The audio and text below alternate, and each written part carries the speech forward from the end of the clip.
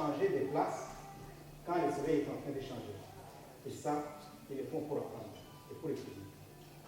Je suis encore exaspéré et attristé quand je vois nos mamans se réveiller le matin sans savoir qu'est-ce que leurs enfants vont manger, sans savoir comment le lendemain va être fait, et sans savoir comment ils vont se soigner pour soigner leurs enfants en cas de problème. C'est triste et ça fait mal. Quand vous avez la jeunesse qui termine les études et qui se demande qu'est-ce qu'on va avoir comme travail et qui finit par chercher par tous les moyens comment sortir et se retrouver en dehors de ce pays où il ne se sentira jamais chez eux. Et nous ne nous sentirons jamais chez nous si nous sommes à l'extérieur.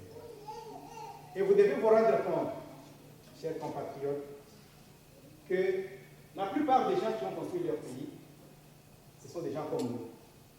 Et ce sont des gens qui avaient quitté leur pays et qui ont eu la chance d'être exposés à certaines valeurs, à d'autres valeurs, qui ont eu la chance d'être exposés à d'autres infrastructures, différentes infrastructures, et qui sont retournés avec ces connaissances et l'amour de leur pays pour construire leur pays.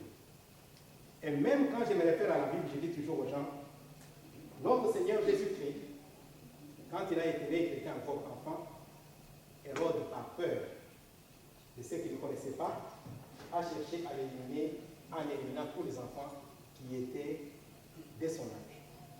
Ses parents l'ont pris pour l'amener en Égypte, où il est allé s'exiler. Mais pour accomplir sa mission, il n'est pas resté en Égypte. Il pouvait y rester, parce qu'en tant que fils de Dieu, en tant que Dieu, il pouvait rester là et accomplir sa mission. Il est retourné.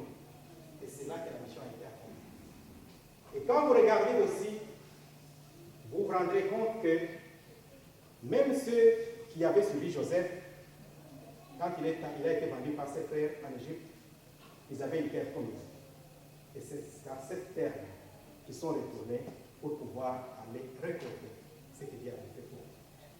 Nous avons un pays qui est le nôtre. Et je crois que nous avons tous l'obligation de pouvoir penser à ce pays. De pouvoir nous dire que c'est là que nous allons rentrer pour faire la différence. Parce que n'oubliez pas qu'à quiconque tant a été donné, tant va être réclamé. On nous a donné un pays et on nous a donné une mission de pouvoir travailler la terre, de pouvoir utiliser ce que ce pays a pour rendre notre vie meilleure. Et si aujourd'hui nous continuons à nous mettre à genoux en disant Seigneur, viens et fais des miracles, je crois que nous sommes en train d'insulter notre Créateur. Parce qu'il nous a donné l'intelligence, il nous a donné les aptitudes, il nous a donné ce que nous pouvons utiliser pour faire de cela ce que nous voulons que ça soit. Donc aujourd'hui, je me dis, me trouvant devant vous, nous avons tous l'obligation de nous dire qu'est-ce que nous allons faire pour la RDC afin que la RDC puisse devenir un paradis sur terre. Que la RDC, qui a 9 voisins, comme le pasteur me disait tantôt, puisse devenir un centre de rayonnement, non pas seulement pour les Congolais, mais pour tout Africain. Parce qu'on s'est dit que si les géants s'élèvent, l'Afrique va s'élever. Et les géants, c'est la RDC. Et ce pays-là, c'est un pays unique.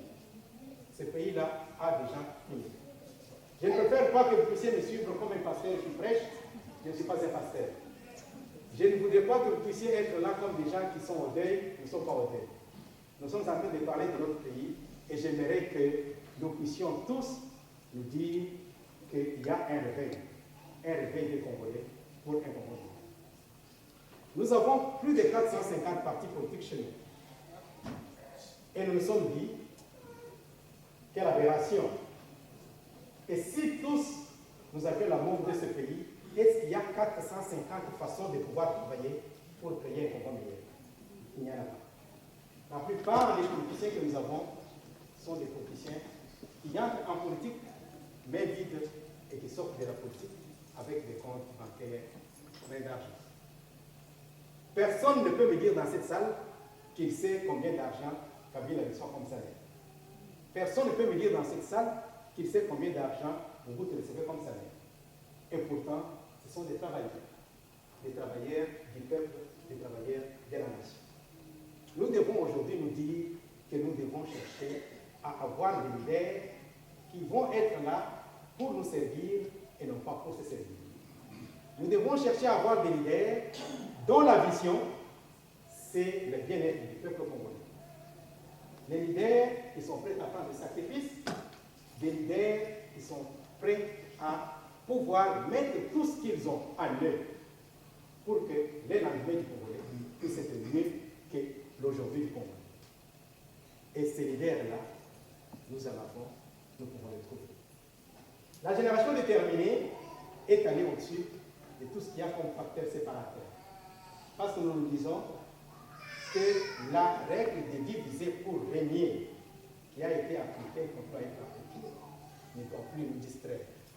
Nous sommes tous Congolais. Qu'on vienne de Maïmakou, qu'on vienne de Ituri, qu'on vienne de Sud-Ubangi ou de Nord-Ubangi, qu'on vienne de Chilenge, nous sommes tous Congolais. Et c'est ça, ce qui doit nous animer.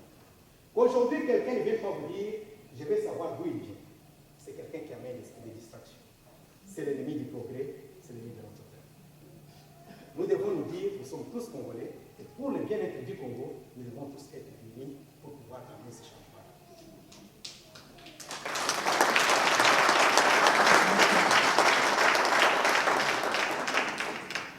La deuxième chose qui nous a toujours amenés en arrière, c'est la peur. Nous avons peur de l'inconnu. Nous avons peur du lendemain. Et nous avons peur du futur. Je disais aux gens à un certain moment que j'ai utilisé les langues africaines pour la plupart. Rares sont des langues africaines qui ont le mot futur. La plupart des langues se terminent à demain. Et c'est ainsi que beaucoup de gens pensent à demain, ils ne pensent pas au futur. Nous devons aujourd'hui nous dire que le futur doit se préparer à partir d'aujourd'hui et basé sur l'expérience que nous avons acquise du passé, de façon à ce que ce qui arrive puisse être amélioré. Et c'est là où notre problème se trouve.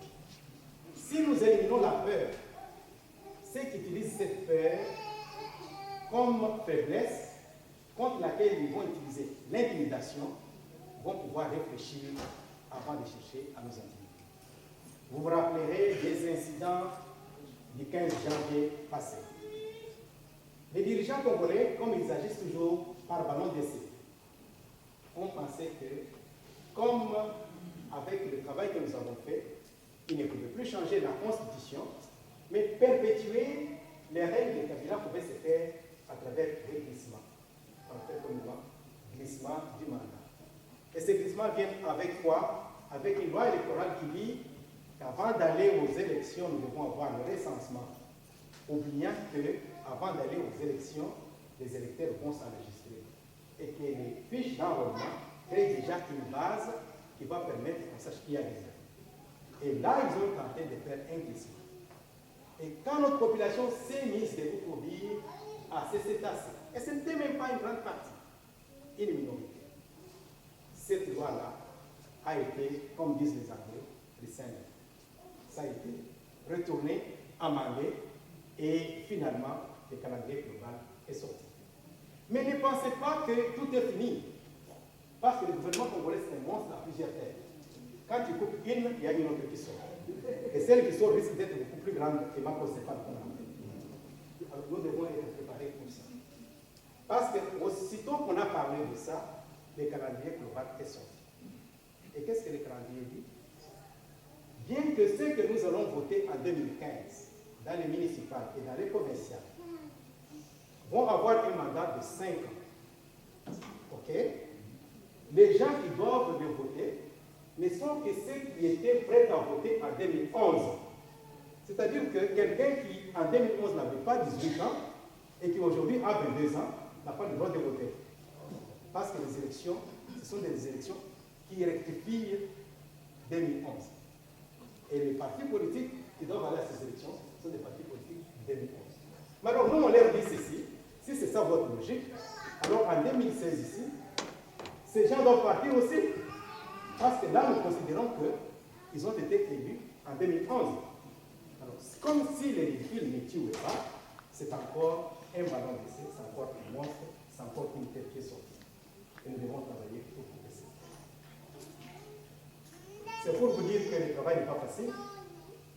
En gagnant des batailles, nous devons être préparés pour gagner la guerre. Et la guerre est plus grande. Et la guerre, c'est quand nous allons, en 2016, montrer à la face du monde que les Congolais peuvent se choisir un leader qui est compétent, un leader qui est visionnaire, un leader qui est établi socialement, moralement et physiquement.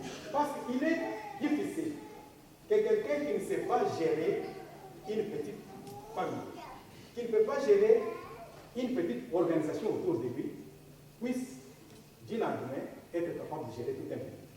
Parce qu'un pays, c'est une grande famille, un pays, c'est une grande organisation, une grande compagnie. Donc, nous devons penser aux valeurs morales, nous devons penser aux valeurs professionnelles, nous devons penser aux valeurs intellectuelles, quand nous allons nous dire, voici celui qui va guider notre pays vers un destin meilleur. Et quand nous avons monté la génération déterminée, je crois que c'est une question qui va venir, on va me demander pourquoi. Pourquoi la génération? Pourquoi déterminée? Je crois que vous avez vu des logos de la génération déterminée avec un homme, une femme, un jeune homme et une jeune fille.